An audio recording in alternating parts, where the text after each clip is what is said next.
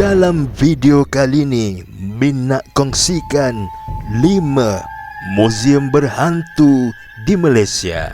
Ada juga di antara tempat yang kami senaraikan kali ini tersenarai dalam 10 tempat paling seram dalam Asia. Jom pergi muzium.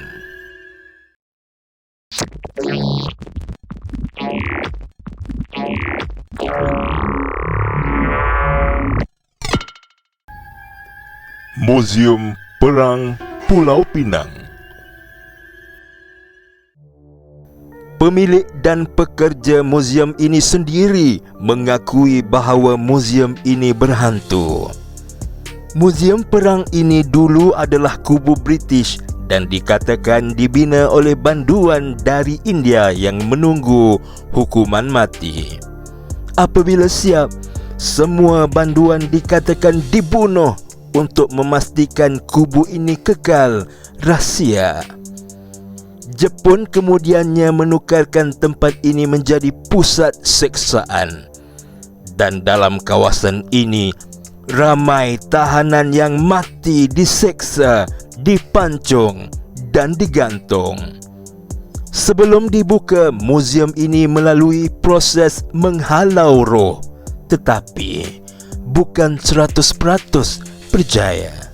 Sekarang, kalau korang terdengar bunyi orang bersiul, berbisik atau ternampak kelibat lembaga, memang perkara biasa.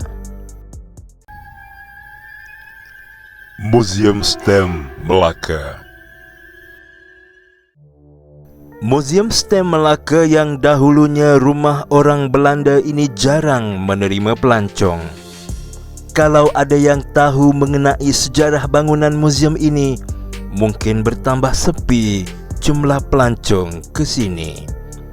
Mengikut cerita, tempat ini dahulu pernah dihuni oleh seorang rahib, dikatakan mempunyai hubungan terlarang dengan seorang askar Portugis. Sebagai hukuman, rahib tersebut ditanam hidup-hidup di kawasan belakang rumah ini. Mungkin rohnya tidak tenteram. Ia sering dilihat di sekitar kawasan rumah itu. Ada juga yang pernah melihat kelibat duduk di beranda dengan wajah menghadap ke arah laut. Kisah ini sangat popular di Melaka sekitar waktu itu, sehingga ada yang menggelarnya Hantu Nombor 7 Fort Road. Muzium Sungai Lembing, Pahang. Muzium ini asalnya adalah rumah kolonial untuk pengurus besar Eropah yang menguruskan pelombongan biji timah. Pada zaman dahulu, rumah ini digelar The European Bungalow. Pernah ada rombongan pelajar sekolah yang diberikan taklimat tentang gambar-gambar yang dipamerkan di dalam muzium ini. Salah seorang pelajar memaklumkan yang dia ada terserempak dengan seorang wanita Inggeris yang rupanya sama seperti gambar yang digantung di dinding muzium itu. Kata penjaga muzium itu, memang sudah ramai yang terserempak dengan wanita Inggeris yang berpakaian gaun putih seperti tahun 1950-an. Wajahnya sama seperti gambar Nona Becker yang merupakan penghuni rumah ini dahulu.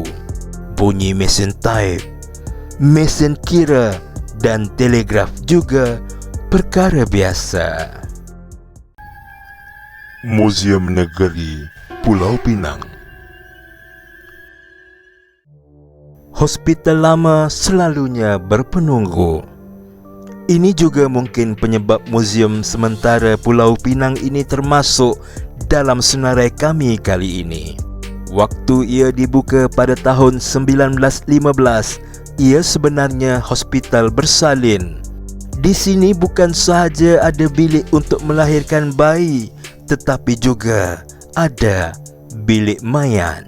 Menurut staf muzium ini, mereka mengaku yang CCTV museum ini ada merakam perkara-perkara yang aneh.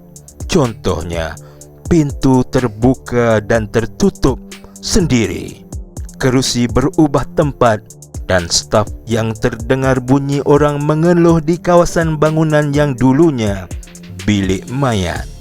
Guard yang bertugas di museum ini tidak akan membuat rondaan apabila jam sudah masuk 12 tengah malam.